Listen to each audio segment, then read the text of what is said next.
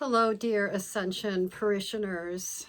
I trust that you are all taking good care of yourselves, that you are following all the guidelines that are given to us to be safe during this time, and that you are perhaps taking time for prayer, for meditation, for being together with loved ones, and making phone calls to people whom you miss, people in your families, people in the church.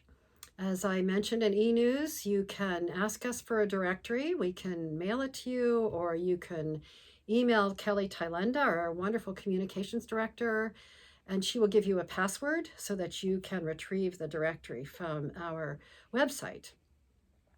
By the way, also, staff is working as we normally do. Elizabeth Whirls and I are in the office, covering the office from 10:30 to roughly 4 every day, Monday through Thursday.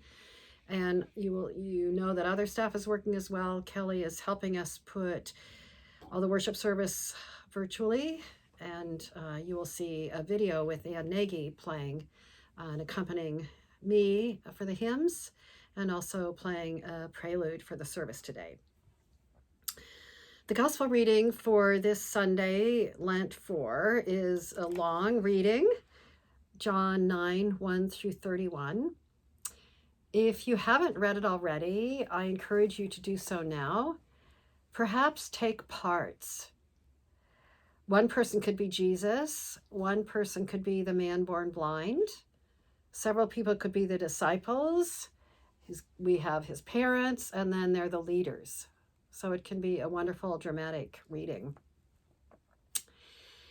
This is a wonderful dialogue that has many questions in it. I counted 14 questions in this story. It put me to thinking how excellent questions are.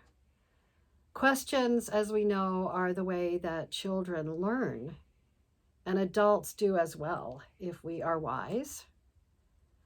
Questions are the method by which Martin Luther set out to teach the Ten Commandments, the Creed, and the Lord's Prayer and the Small Catechism. Luther asks at the end of each section, "What is this?" or "What does this mean?" And then he added the excellent question, "How does this come about?" to each part of the Lord's Prayer. In the John story, I will just mention 3 questions.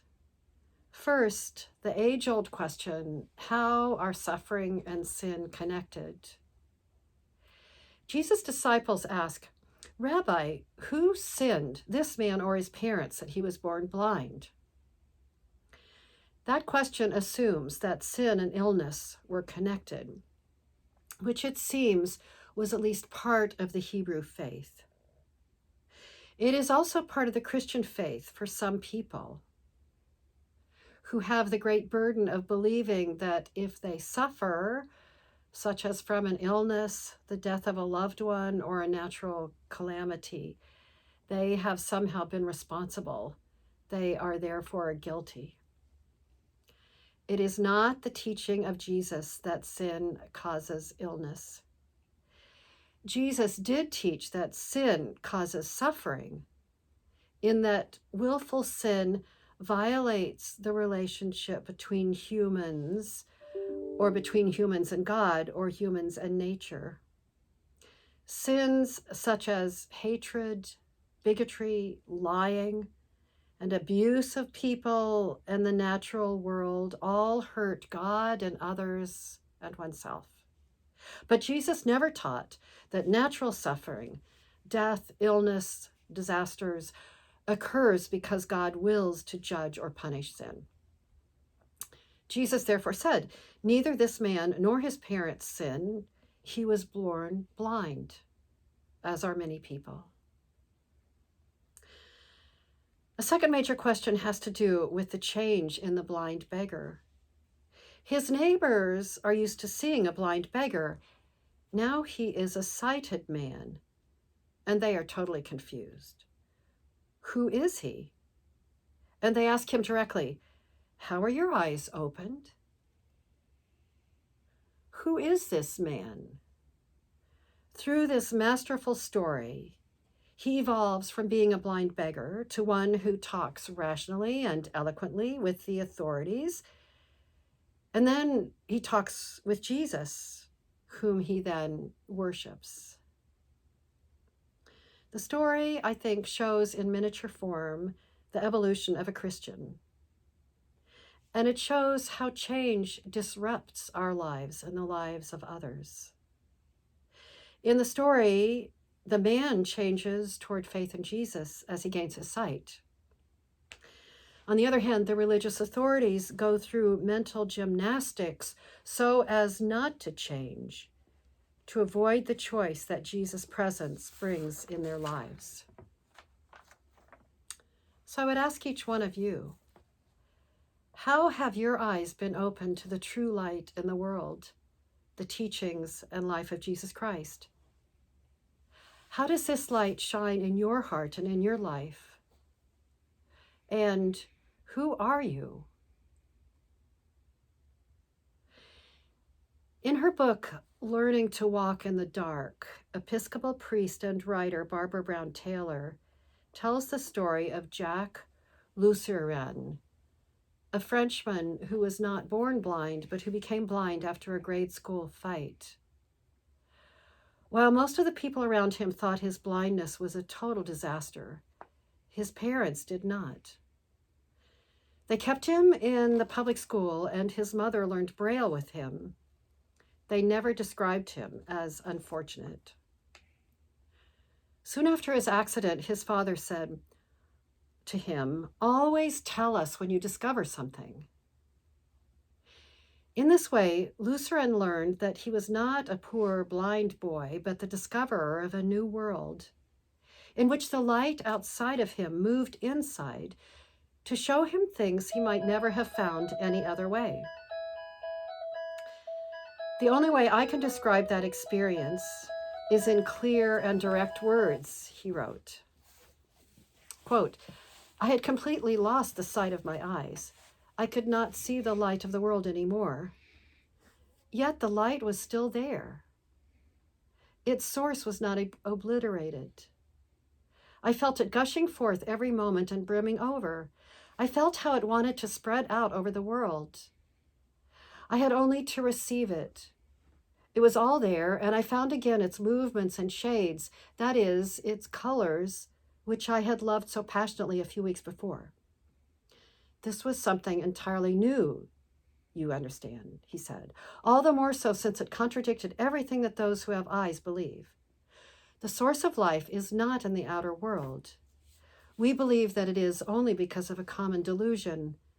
The light dwells where life also dwells within ourselves."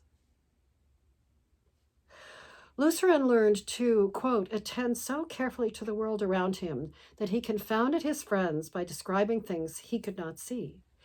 He could tell trees apart by the sounds of their shadows. He could tell how tall or wide a wall was by the pressure it exerted on his body. And one of the greatest discoveries he made was, quote, how the light he saw changed with his inner condition. When he was sad or afraid, the light decreased at once. Sometimes it went out altogether, leaving him deeply and truly blind. When he was joyful and attentive, it returned as strong as ever. He learned very quickly that the best way to see the inner light and remain in its presence was to love. Now, in January 1944, the Nazis captured Luciens and shipped him to Buchenwald, along with 2,000 of his countrymen. Yet even there, he learned how hate worked against him, not only darkening his world, but making it smaller as well. When he let himself become consumed with anger, he started running into things, slamming into walls and tripping over furniture. When he called himself back to attention, the space both inside and outside of him opened up so that he found his way and moved with ease again. The most valuable thing he learned was that no one could turn out the light inside him without his consent. Even when he lost track of it for a while, he knew where he could find it again. From sightedness to physical blindness, Luciens discovered the inner light, and that to remain in its presence was to love. To choose to love and to be aware of light is the teaching of Jesus. Interestingly, his wonderful story provides a response to our first question about sin and suffering. In God's mysterious providence, suffering can bring grace and deeper healing than one ever imagined. A blind boy receives a sight deeper than he could have ever imagined. And his story is told by one of today's best preachers, Barbara Brown Taylor, and now we have heard it. A blind beggar had the great good fortune to personally be touched by Jesus. And his story of deep conversion is told through the centuries whenever people read John 9. The third and final question I will raise is, how can healing through miraculous power occur on the Sabbath? The Sabbath is a day to appreciate that this world is God's world, a gift. Jesus did violate the Jewish teachings in eating with sinners and healing on the Sabbath. These actions created one of the major disagreements between him and the Jewish authorities throughout his ministry. We find a clue to an answer in that Jesus said that he came not to abolish the law, but to fulfill it. The way I see Jesus fulfilling the law is that he took life and meaning and healing and faith into immediacy with everyday life, offering himself to people who suffered. This is God's world, he taught, filled with potential ways of expressing and feeling love every moment. He saw the person in need in front of him. He waded through the thickets of intellectual and biblical arguments and discussions to respond with healing and calm. I wonder whether we have an opportunity to find Jesus in the upended lives we now face with the virus. For example, possibly we can savor moments that we didn't have before, a walk in nature, more conversation and learning with family. We can feel gratitude for what we have: food, housing, communities that care, political leaders who do take responsibility. I feel gratitude for our Ascension staff for the creativity that have come out of them during this time. Perhaps we are tempted to confusion or fear and may find an image of Jesus or a phrase from the Bible that brings us more deeply into his presence. The meaning of Jesus has been expressed in many ways through the centuries. People's understanding of him has grown. In the Bible, in his earthly ministry, he calls himself the Son of Man and was called by people teacher or rabbi. After Jesus' death and resurrection, and then with the writing of the Gospels, he was called Christ or Son of God. Through the centuries, he has been called the cosmic Christ, Christ crucified, the Logos, the Prince of Peace, the mirror of the eternal, among other names. One particular aspect of Jesus may enter our hearts and minds, one story, for example, or one image, and we can trust that. But in the end, we see through Jesus' eyes if we see and feel for the neighbor in need, whether right in front of us, or in Palestine, or Syria, or our next door neighbor who is in the hospital. Especially now, we try to respond to what causes us pain through their pain. to place our bodies, our minds, our hearts, our prayers, or our financial aid toward healing and helping, like Jesus did with his hands on the blind man's eyes. Jesus is involved in all of the world, incarnate, in water, as he asked the man to go to wash in the pool of Siloam, and Jesus put mud on the man's eyes. Many of us may feel that we see Jesus if we believe in him. Very true. But the meaning of Jesus is much larger than our minds can comprehend, as the word belief often indicates. Often it is through experiences of being healed, of being loved, or of participating in another's healing or deeply loving another, which surprise us and bring us to our spiritual knees in faith and worship. As long as I am in the world, I am the light of the world, Jesus said. Jesus' light fills the world. So in a time of deep change, of seeming crisis, our decisions day by day to receive and to foster love and healing is a decision to allow ourselves to change and to believe more deeply in Jesus.